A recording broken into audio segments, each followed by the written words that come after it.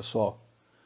Então, hoje a ideia é a gente conversar um pouco sobre o tipo de paraquedista que a pessoa quer ser, né? Então, você quando termina o EFF fica um tempo saltando sozinho, pouca informação e demora até que você se encontre. Então, tem o paraquedista que salta só no final de semana, às vezes duas vezes por mês, salta pouco. É o cara que salta perto da casa dele, né? Então ele, na verdade, tem que manter um mínimo de conhecimento e treinamento para poder fazer esse salto esporádico com segurança. O ideal é que você tenha regularidade, né? Então, o outro tipo de paraquedista é o cara que vai querer competir. Ele vai fazer um timinho, vai treinar, vai participar de campeonatos. O profissional vai encontrar um caminho profissional. Alguns começam pela dobragem, muitos começam pela dobragem, aí da dobragem cameraman, aí viram instrutores, pilotos de salto duplo, né? Alguns vão até pilotar aeronave, então quer dizer, toda a área profissional do paraquedismo. E quando você encontra o tipo de paraquedista que você quer ser, né, que seja um fan jumper, eu não vou ter um time, mas eu vou participar de eventos. Então, como me preparar para ser um bom fan jumper? Né, com que nível de regularidade? Né? Aí você vai encontrar o seu nível de regularidade. E o que hoje eu vou apresentar é uma maneira simples de você poder utilizar todas as ferramentas que hoje o mercado favorece, né? A ferramenta fundamental é o túnel. Então, em qual momento eu tenho que ir para o túnel? Então, eu terminei o EFF, é importante continuar com uma bateria de saltos focados. Você acabou do curso básico, você entra no intermediário e você compreende o mínimo, né? Eu estou aqui com a meteorologia aberta, né? A gente falar um pouco de meteorologia, preparando o salto no dia em que a meteorologia permitia. Então aqui eu estou com a configuração do Rio de Janeiro, que é onde a gente salta, né? A gente salta aqui, né, próximo a esse marco que eu coloquei, aqui na Praia da Barra. E é comum a condição de pela manhã vento norte, então a gente está aqui com 8 horas da manhã no domingo, vento norte. Eu vou colocando 11 horas da manhã, já virou leste. Quer dizer, o vento norte no Rio de Janeiro, para quem não conhece, é um vento que te empurra para dentro d'água, né? Mesmo estando ali relativamente fraco, 8 nós, não é cômodo você ter um vento te empurrando para dentro d'água, né? Então você se manifestando 11 horas da manhã, você está com um vento tranquilo de 6 nós leste, e o desenvolver do dia do Rio de Janeiro é o vento aumentar nesse sentido leste. Então a gente vem aqui para o final da tarde, 5 da tarde. 5 da tarde já está 13 nós leste. Então, para você saltar dentro de um momento, no domingo, um momento razoável, com vento fraco, vai ser de 11 horas da manhã a 1 da tarde. Então, esse é o horário que você tem que programar com os amigos. Já foi visto 2 dias antes, hoje é sexta-feira, eu estou vendo para domingo. Sábado estava previsão de chuva, não era muito boa a previsão, quer dizer, eu estou preparando o meu salto no site de meteorologia. Após o site, né, juntar as pessoas e qual o nível das pessoas que vão saltar comigo, qual é a aeronave que eu vou saltar, o que eu pretendo fazer na aeronave. Então, tudo que você puder antecipar no briefing do seu salto vai evitar problemas, né? Então, eu tenho aqui, eu trouxe peguei na internet um aqui, ó, um clássico.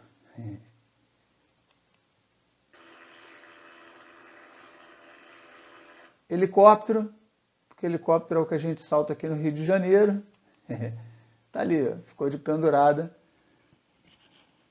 no ferrinho. Pendurada no ferrinho. Por sorte, não estava sozinha dentro da aeronave. Tinha um amigo dentro da aeronave que foi lá, ajudou, tirou a pessoa, para a pessoa poder saltar, né?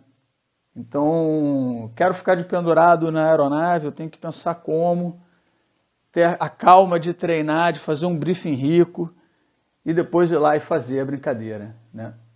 Então, realmente, se não estivesse com o amigo dentro da aeronave, o piloto não visse a pessoa ali de pendurada, podia complicar bastante essa situação, né?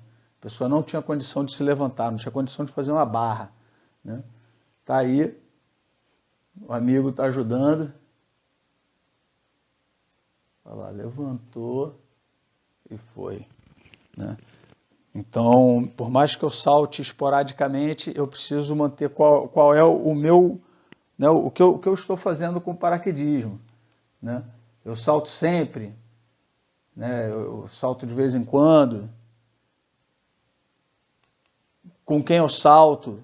Então, se eu salto esporadicamente, com quem eu salto? Eu posso programar os meus saltos, eles podem ser esporádicos, mas eles são sempre pensados. Foi feito todo um processo para que você faça o seu salto, mesmo que seja esporádico. De preferência, as mesmas pessoas. Se você está saltando com as mesmas pessoas, fica mais fácil. Pessoas que têm a mesma intenção que você, que é saltar perto de casa, não tem pretensão de participar de eventos, mas é paraquedista. Então é importante manter um treinamento mínimo para você poder ter o teu salto com segurança. Ainda com meteorologia, vamos falar um pouquinho de turbulência. Então lá, as árvores, a casinha, barla-vento e sota-vento. Barla-vento é o lado limpo do vento, sota-vento é o lado turbulento. Isso aqui está colocado em vermelho, cruzinha. Qualquer obstáculo que ofereça resistência ao vento, o lado negativo, né? O lado de sota-vento vai ser turbulento. Aqui está falando um pouco de térmica. Eu vou passar por essa parte de térmica porque é muito avançada. Agora, essa aqui não. Essa aqui, o que está acontecendo? Dois ventos. Muito comum. Você abre o seu paraquedas a 4.000 pés em uma situação de vento, na situação do vento azul aqui, vem descendo, chega um determinado momento, vai sentir uma turbulência no paraquedas, que é esse momento de turbulência entre as duas direções de vento, e agora uma nova direção de vento. Essa direção do solo, provavelmente você já tem referência com a biruta, já tem referência com outros paraquedistas posando, né? Mas é importante identificar o vento da camada na altura que você vai abrir o seu paraquedas, para você poder fazer o seu plano de voo com relação ao vento de camada, na altura que você abre o seu paraquedas, e o vento de solo. Situação muito comum no Rio de Janeiro também. Você tem um vento na camada forte, empurrando para dentro da água, e um vento ao contrário, às vezes paralelo à praia, às vezes empurrando mar-terra, né? Exatamente oposto, forte pra caramba também. Quer dizer, então você tem que fazer o seu cheque visual, seu cheque funcional, após abrir o seu paraquedas, usar o vento de camada para se dirigir para o teu ponto certo de espera do vento de solo. Agora você entra no vento de solo e vai preparar sua navegação para o pouso, né?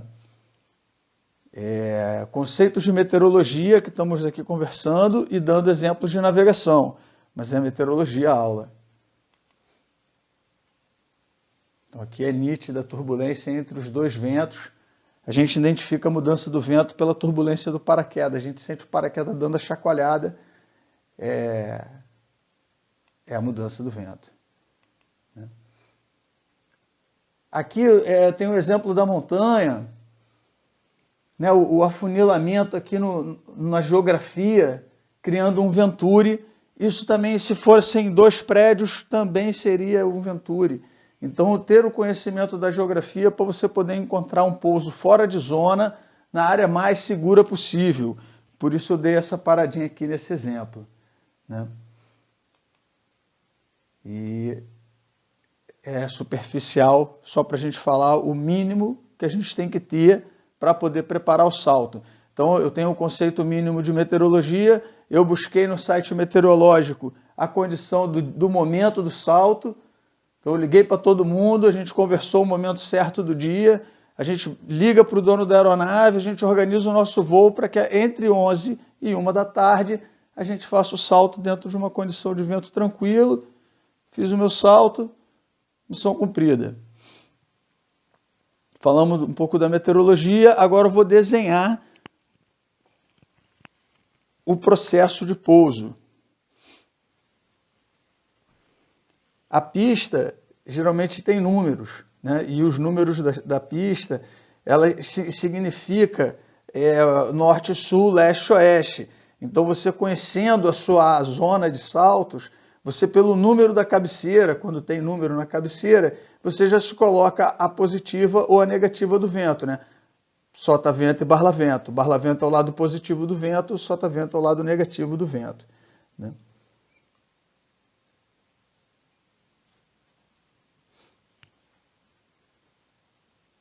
0826. O que significam esses números? Significa que o avião, quando está vindo para pouso na cabeceira 26, é porque o aparelho dele, né, o norte dele vai estar marcando 260 graus. Né? A bússola dele vai estar marcando 260 graus. Quando ele está vindo no sentido da cabeceira 08, a biruta está marcando 80 graus. Então a gente pode colocar aqui o que seria,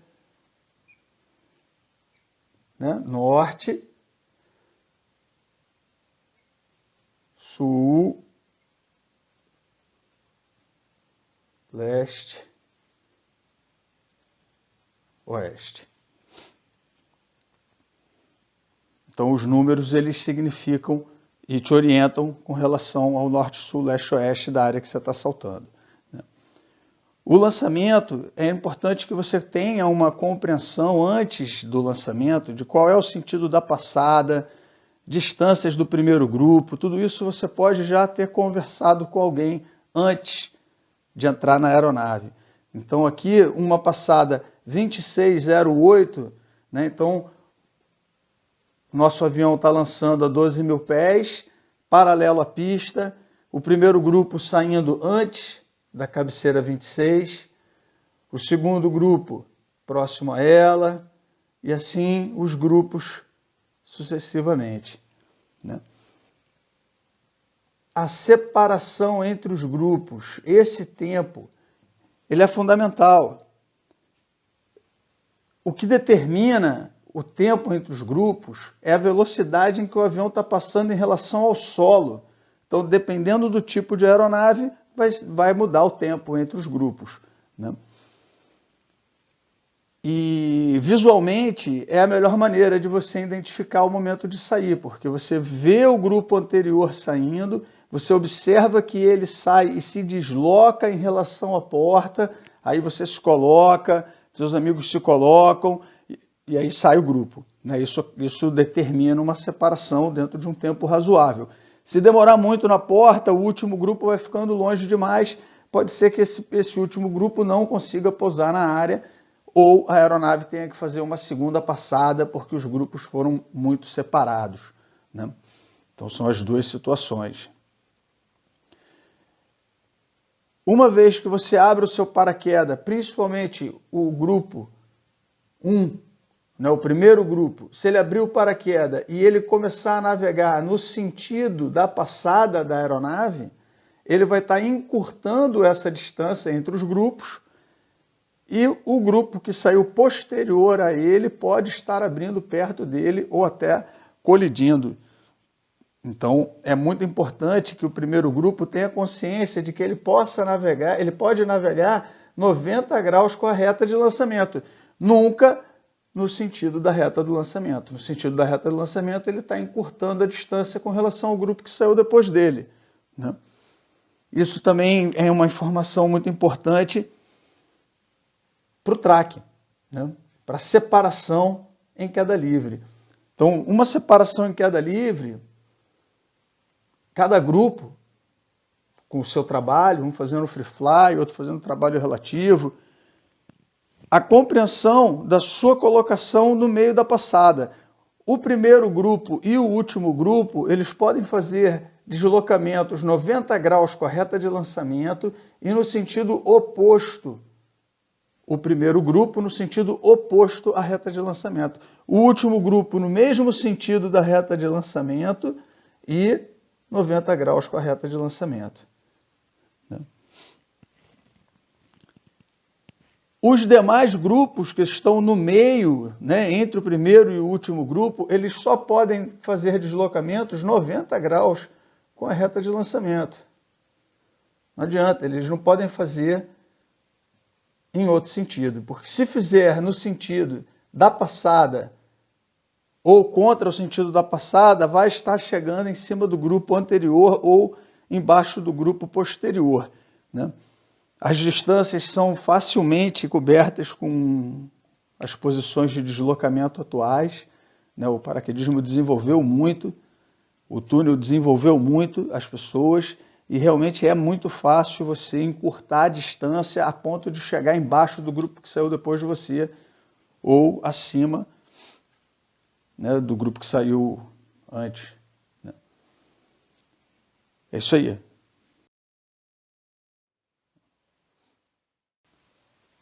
Agora a gente vai falar sobre navegação. Então, dentro de uma preparação de um salto, né, houve a busca no site da meteorologia, são vários sites de meteorologia, aonde eu vou saltar, qual o melhor horário, melhor dia. Bom, foi feita a agenda do salto, qual é a aeronave que eu vou saltar, o grupo, o meu grupo, o que vai fazer. Agora a gente vai se colocar dentro da aeronave, entre os grupos. Então, o que nós vamos fazer vai determinar ser o primeiro grupo, ou ser o centro, né, do lançamento, ou o final do grupo. E agora a navegação. Então, a navegação, como todas as outras fases, é uma antecipação, quer dizer, um plano. Então, nós vamos ter um plano de voo previsto. Nosso paraquedas não tem motor, então a nossa mente tem que estar livre para encontrar uma área segura para pouso. Diversas situações podem ocasionar um lançamento fora do ponto ideal. Cabe a gente fazer o nosso cheque funcional, cheque visual e imediatamente encontrar o ponto mais próximo, seguro, para que a gente faça a transferência do plano de navegação e pouse naquele terreno, né? Então, é para esse momento que a gente vai agora desenhar o nosso plano de navegação.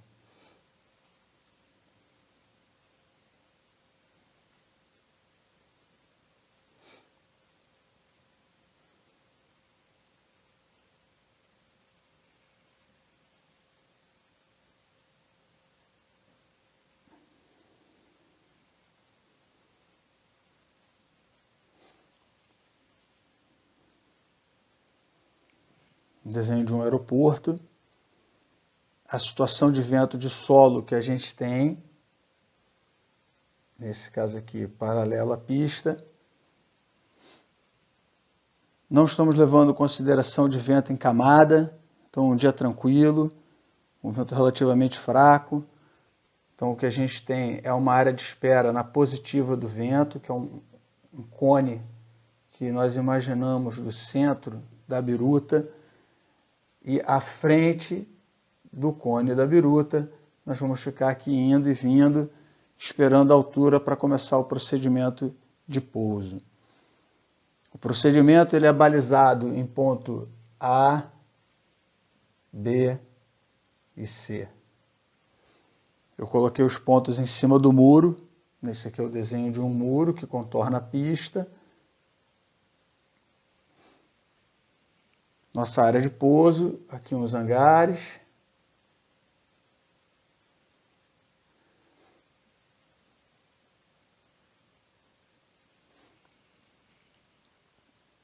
E o balizamento. Nosso balizamento, ponto A, 1000 pés.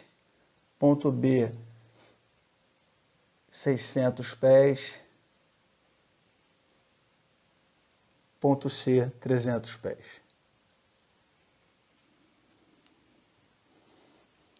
Essa baliza de 1000 pés, 600 e 300 é para que você tenha uma consciência de quanto mais próximo do solo, menos intensidade de curvas, né? Então, eu vou fazendo o meu planejamento de maneira que eu consiga vir perdendo a altura entre o A e o B, para que eu não chegue no B muito alto, porque se eu chegar muito alto no B, eu vou ficar muito alto no C também, e aí pode ocasionar trânsito, pessoas vindo, eu tentando voltar. Então a ideia é que você se mantenha na sua área de espera, inicie o seu ponto entre o A e o B, e que você não faça curvas com mais fortes do que 180 graus. Então, se eu faço um 360 na minha área de espera, um 360 não tem problema nenhum. Vários 360 em espiral, eu vou estar sendo deslocado pelo vento e eu posso bater num paraquedas que está abaixo de mim. A partir do momento que eu entro no ponto A, eu não faço mais 360. Máximo de intensidade de curva de 180 graus. Entre o ponto B e o ponto C, diminui a minha intensidade de curva para 90 graus. Agora eu não faço mais de 90 graus. E do C para o pouso, 45 graus. Então isso é um balizamento para que eu evite curvas baixas, né? A entrada, nesse caso, pela esquerda, né, é um padrão quando não há uma especificação de um determinado aeroporto. A entrada pela esquerda é uma entrada padrão internacional. Existem aeroportos que eles vão te ensinar a fazer uma entrada pela direita, porque a geografia causa a necessidade de entrada pela direita, né? A dinâmica de um salto é que você pode ser o último grupo que saiu aqui. Cheque visual, cheque funcional, e que talvez você não tenha tempo de chegar à sua área de espera. Então você aqui no meio do caminho, você descobre que o seu paraquedas não avança, você não anda, e você já está na sua linha do ponto C, e você ainda não chegou a 1000 pés no seu ponto A. Então você tem que vir e se colocar em um circuito de tráfego, né? Então você tem que identificar os outros paraquedas fazendo a entrada, e aí você vem se aproximando, e você vai atingir direto o seu ponto C, ou se for alto, você vai ver as pessoas entrando e você vai quase que fazendo o contorno ao contrário, né, para você poder chegar no B, e aí sim você dá a entrada e faz o B, C e pouso, né? Então é bastante dinâmico. Uma situação que você vem de longe, você acaba sendo obrigado a pousar paralelo à pista, né, evitar cruzar em cima da pista, né, abaixo de 1000 pés. Então, abaixo de 1000 pés, evitar de cruzar a pista, né? 1000 pés é uma altura razoável para você iniciar o seu procedimento de pouso. Se você está do lado de cada pista, pousa do lado de cada pista, vai atravessar a pista na faixa indicada que tem, ou você vai ter que contornar mesmo, fazer o contorno na pista para chegar até o hangar, né? Essa é uma ideia, né, de uma preparação de um salto, né? A gente ainda foi hipotética, né? Não levei em consideração a área que é o salto, né? Uma situação hipotética. Junto a isso, é importante que as pessoas que estejam no grupo se conheçam, né? Reconheçam os paraquedas uns aos outros, obedeçam o briefing com disciplina. Então, se a gente determina que um vai abrir a 4.000, o outro a 3,5, o outro a 3, essas posições não podem ser invertidas, né? Acontecem surpresas, né? Um twist, alguma coisa que faz a pessoa afundar mais, né? Um giro na abertura, e aí a gente conversa e fala, pô, você tinha que estar a 4.000, eu estava a 3,5, você estava a 3. E aí vai haver a conversa de falar, pô, meu paraquedas abriu girando, eu perdi mais altura. Então, assim, todo mundo um cuidando do outro. Esse é o objetivo. Hoje, o WhatsApp é uma ferramenta bem interessante. Então, as pessoas do próprio grupo podem se colocar em um grupo do salto. Uma pessoa em solo com um aparelho, com todos no grupo, localização ao vivo. Então, se eu estou no chão, eu estou com o carro, eu vejo que um não posou, aonde posou eu identifico no meu telefone, vou lá e recupero o meu amigo, né? Então isso é assim, para finalizar toda a preparação de um salto, esse controle do solo é bem interessante e é interessante que a gente possa fazer, né? O nosso próprio grupo possa se preocupar com isso, né? Então, é a namorada de alguém que vai estar no solo, essa pessoa tem um tablet, um telefone, o WhatsApp com o contato de todos que estão no salto, e se um vai fora, é bastante difícil que ele esteja fora sozinho, porque se isso acontece, praticamente toda a aeronave está fora também, ou pelo menos os últimos lançamentos, né? Então, se nós estamos fora, um do grupo está fora e todos vamos pousar fora, o ideal é que todos pousem no mesmo lugar, né? Então, o mais experiente é o que está abrindo um pouco mais embaixo, ele determina uma área de pouso, todo mundo pousa junto, a gente tem telefone, a gente está em comunicação com o carro, que já viu que a gente pousou fora, que provavelmente já está na rua dirigindo em direção a gente, né? Todos posando juntos, um ajuda o outro, e a gente termina o salto, né, feliz, com uma cervejinha no bar. É isso aí, galera. Isso é uma preparação de um salto de uma maneira coerente, sem pressa, escolhendo os amigos para saltar para não ter surpresa em queda livre. Isso aí. Tem mais.